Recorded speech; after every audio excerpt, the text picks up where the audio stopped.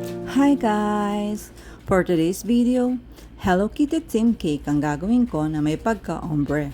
Na swak sa mga baby shower, birthdays, or to all trendy occasions. Yan ang mga gagamitin nating colors sa pag-frosting. Ilagay natin each color sa piping bag. At ikat dapat ang piping bag ng same size lahat ng butas para naman pantay-pantay kapag ipinapipe. Nag-start ako sa darkest color sa bottom. Then, fill the cake with the other color.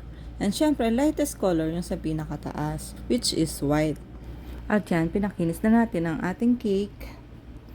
Then, scrape natin gamit ang metal scraper with comb para magkaroon ng stripe effect.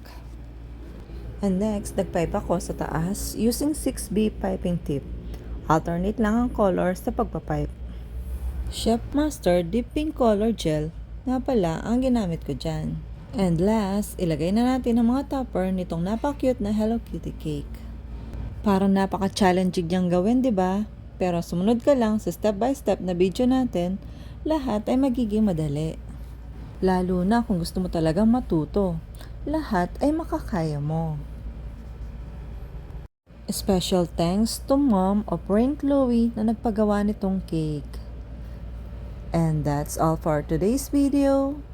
Thank you for watching. Bye guys!